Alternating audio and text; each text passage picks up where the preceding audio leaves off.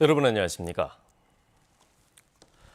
대선 패배 이후 민주당이 지방선거 공천 혁신을 강조하고 있지만 대체 바뀐 게 무엇이냐는 지적이 나오고 있습니다.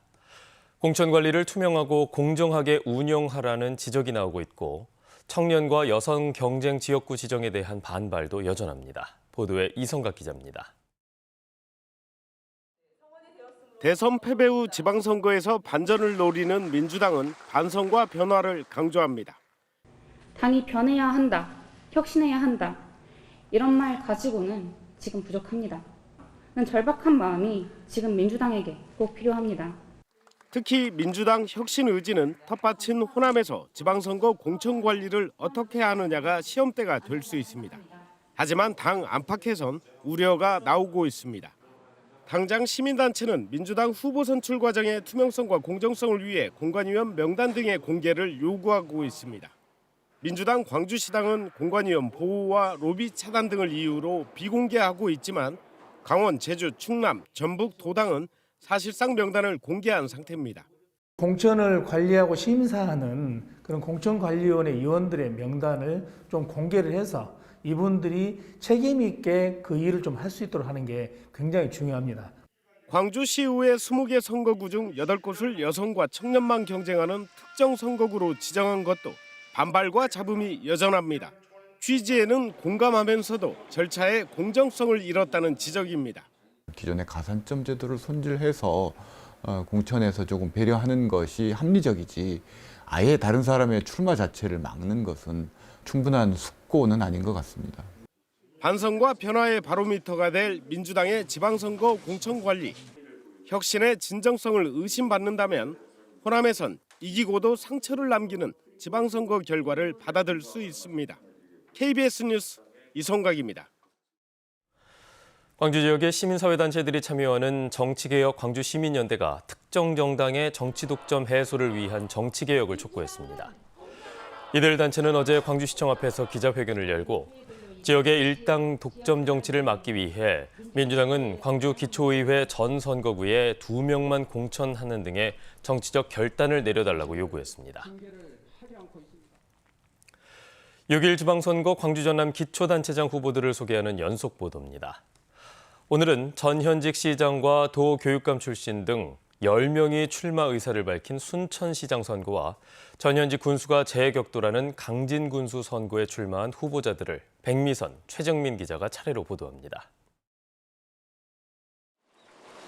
인구 28만의 순천, 현직 시장과 전직 시장, 도교육감 출신 등 민주당 소속 9명과 무소속 1명이 출사표를 던졌습니다. 허석현 순천시장은 순천만 가든마켓 개장과 발효산업 기반 구축 등 민선 7기 성과를 내세우며 1년여 남은 순천만 정원 박람회 성공 개최를 약속했습니다. 더불어민주당에 복당한 구이승 전 판사는 IBK 기업은행 본점 순천 유치와 순천만 정원과 연계한 체류형 테마파크 조성을 대표 공약으로 내세웠습니다. 김동현 전 국민안전처 기획조정실장은 기존 도심 재개발과 관광과 마이스 산업 등 지역 3대 산업 육성을 공약으로 냈습니다. 김영득 팔마 청백리 문화재단 이사장은 순천을 평생교육학습도시와 생태환경도시로 만들겠다며 국회의원 선거에 이어 시장 선거에 도전했습니다.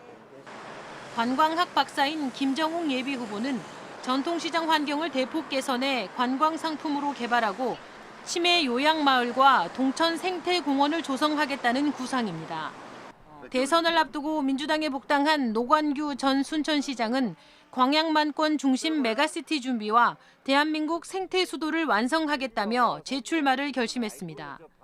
시장 선거 두 번째 도전인 손은모 변호사는 현안인 쓰레기 처리 시설, 클린업 환경센터 문제 해결과 공공기관 청렴도 회복을 약속하며 시민들의 지지를 호소하고 있습니다.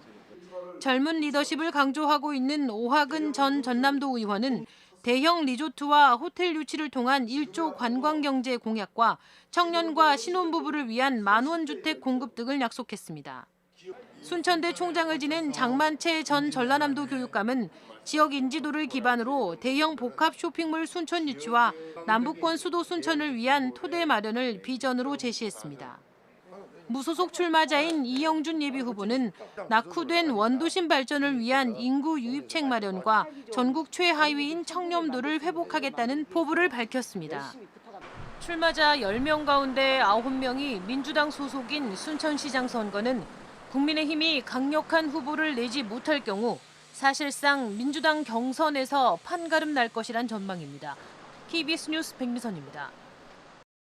고려 청자는 물론 영랑생가와 다산 정약용 선생의 정신이 깃든 인구 3만여 명의 강진군. 이번 강진군수 선거는 현직 군수와 전직 군수 그리고 지방의회 출신과 행정관료 등 모두 4명이 출사표를 던졌습니다.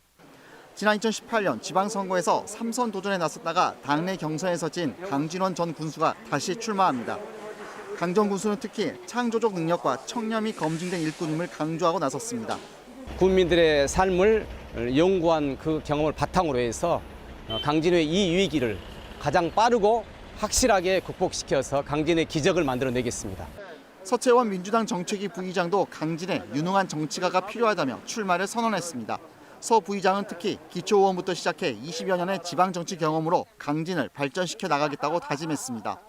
중앙부처하고 긴밀하게 협조해서 예산을 확보하는 데 총력을 줄 수 있는 부분이 바로 정치가 출시해야 한다고 생각합니다. 고향 강진으로 돌아온 오병석 전 농식품부 차관보도 강진군을 작지만 강한 강소군으로 만들겠다며 선거에 뛰어들었습니다. 오 전 차관보는 농업 분야에서만큼은 강진을 전국 제1의 도시로 성장시키겠다고 약속했습니다. 중앙부처의 인맥, 언론계의 인맥을 가지고 있습니다. 저에게는 진정성과 성실성으로 또 열정으로 우리 국민에게 봉사할 자신을 가지고 있습니다. 이승옥 현 군수 역시 2018년에 이어 재선 도전을 선언했습니다. 이 군수는 중단 없는 강진 발전을 위해 위대한 강진의 새 시대를 건설하겠다고 포부를 밝혔습니다. 최소가 3년부터 4년, 5년이 걸립니다. 그래서 이런 사업들을 어느 정도 가시적으로 성과를 내고 마무리를 하고 지역 발전을 앞당기고자 이렇게 출마했습니다. 자천타천으로 무소속 후보 등이 거론되는 가운데 사실상 이번 민주당 경선이 본선으로 치러질 가능성이 높아 경선 때부터 치열한 경쟁이 예고되고 있습니다. KBS 뉴스 최정민입니다. 코로나19가 전방위로 확산되면서 의료진의 감염도 늘고 있습니다. 정부 지침에 따라서 코로나19에 감염된 의료진은 짧으면 사흘, 길면 닷새 동안 격리를 한 뒤 출근하게 되는데요. 현장에서는 불만의 목소리가 높습니다. 김혜린 기자입니다. 대학병원 간호사 A씨는 지난 9일 코로나19에 확진됐습니다. 오한과 기침이 남아 있었지만 격리 닷새 만에 출근해야 했습니다.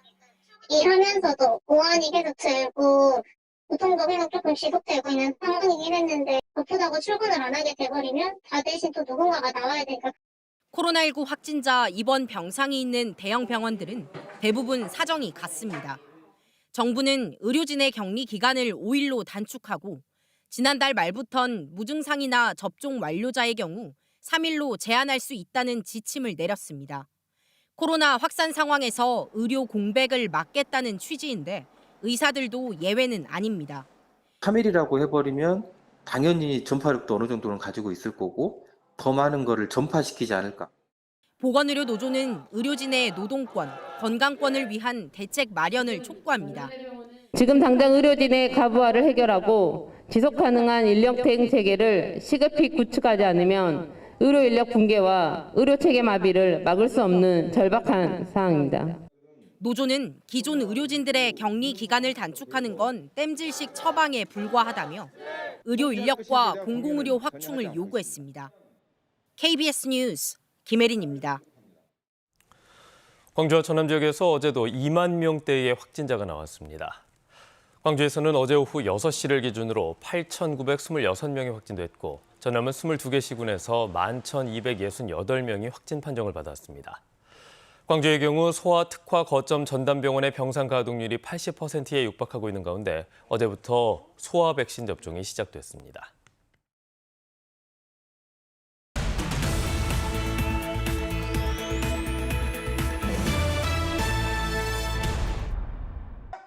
목포시가 재활용품을 수집하는 어르신 122명에게 안전손수레와 안전장비를 보급합니다. 이번에 보급되는 손수레는 펑크가 나지 않는 타이어 장착과 함께 무게가 기존의 3분의 1 수준으로 낮춰 제작됐고 안전사고 예방을 위해 브레이크와 경광 등이 부착됐습니다. 남종화의 거목인 소치 허련 선생의 화혼이 담긴 울림산방 내 소치 기념관이 리모델링을 완료하고 소치 일가 5대 미술관으로 재개관했습니다. 울림산방 내부 소치 1관에는 40여 점의 소치 작품이, 소치 2관에는 소치 선생 후손들의 작품 100여 점이 전시돼 있습니다. 광주 북구 중흥도서관이 광주 효동초등학교 인근 3천여 제곱미터 부지에 사업비 100억 원을 들여 지하 1층, 지상 3층 규모로 개관했습니다. 내부에는 어린이 자료실, 학습실 등과 함께 사회복지사가 상주하며 어린이들을 돌봐주는 다함께 돌봄센터가 들어섭니다. 2022년 전라남도 기능경기대회가 오는 4일 개막합니다. 춘천과 여수, 나주 등 9개 경기장에서 치러지는 이번 전남 기능경기대회는 통신망 분배기술, 자동차 정비, 화훼장식 등 36개 직종에 339명이 참가해 기량을 겨룹니다. 지금까지 단신 브리핑이었습니다. 오늘 새벽 1시 40분쯤 순천시 서면 구상리의 한 야산에서 불이 났습니다. 불이 나자 산림당국은 진화 인력 100여 명과 소방차와 진화차 등 10대를 동원해 진화에 나섰고 2시간여 만인 새벽 4시 10분쯤 진화 작업을 완료했습니다. 이번 불로 산림 1헥타르가 불에 탔으며 산림당국은 날이 밝는 대로 정확한 화재 원인을 조사할 계획입니다. KBS 광주방송총국 탐사팀의 최송현, 양창희, 이성현 기자가 어제 한국프레스센터에서 열린 한국기자협회 제378회 이달의 기자상 시상식에서 지역기획보도 방송부문상을 수상했습니다. KBS가 지난달 보도한 코로나19 장애인 대책 인나 기획보도는 코로나19에 확진된 장애인들의 어려움과 24시간 활동 지원 서비스 제공 실태를 심층적으로 분석해 대책을 이끌어냈습니다. KBS가 지상파 공영방송의 위기를 지역방송 활성화를 통해 극복해 나가기로 했습니다. 김덕재 KBS 부사장은 어제 KBS 본관에서 열린 제3회 KBS 전국 시청자위원회에서 넷플릭스와 유튜브 등의 공세로 공영방송이 도전을 받고 있지만 지역 네트워크 활성화를 통해 공영방송의 위상을 높여 나아가겠다고 말했습니다. KBS는 지역 뉴스의 품질을 향상시키기 위해 지난해 광주 등 지역 총국 4곳에 뉴스 스튜디오 비디오월을 교체한 데 이어 올해까지 전국 지역 총국에 노후화된 비디오월을 모두 교체할 계획입니다.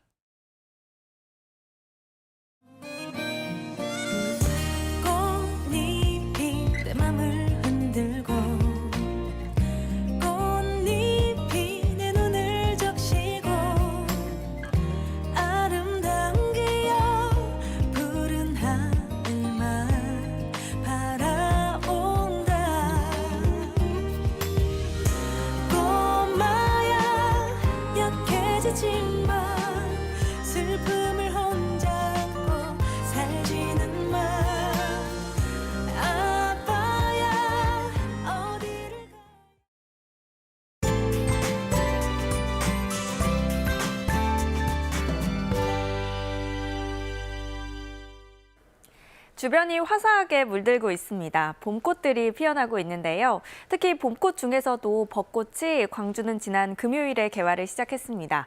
개화를 하고 약 일주일 정도 후가 만개 시점인데요. 이미 광주는 활짝 핀 곳들이 많고요. 여수와 목포 등 전남 지역도 이번 주 중에 개화를 시작해서 주말쯤에 절정을 맞이하겠습니다. 이번 주말 하늘도 맑아서 바깥 활동하기 좋겠습니다. 다만 오늘 늦은 오후부터 밤 사이에 5mm 미만의 비가 조금 내리겠습니다. 서해안 지역은 바람에 주의하셔야겠습니다. 흑산도와 홍도에는 강풍주의보가 발효 중인데요. 순간 풍속, 초속 15m 안팎으로 강하게 부는 곳들 있겠습니다. 다음은 자세한 지역별 날씨입니다. 아침 기온 어제보다 1에서 7도가량 낮게 시작하고 있는데요. 담양 3도, 장성 2도 가리키고 있습니다. 한낮 기온 대부분 지역은 어제보다 높겠지만 고흥과 보성 등은 14도로 어제보다 1에서 5도가량 낮겠습니다. 목포의 한낮 기온 13도, 해남과 완도 14도까지 오르겠고요. 신안을 비롯한 그 외 도서 지역은 13도에서 14도가 예상됩니다. 서해남부 먼바다에는 풍랑주의보가 발효 중입니다. 바람이 강하게 불고 물결이 최고 4m로 높게 일겠습니다. 내일부터 당분간 맑겠고요. 크게 벌어지는 일교차에 감기 조심하셔야겠습니다. 날씨였습니다. 뉴스를 마칩니다. 여러분 고맙습니다.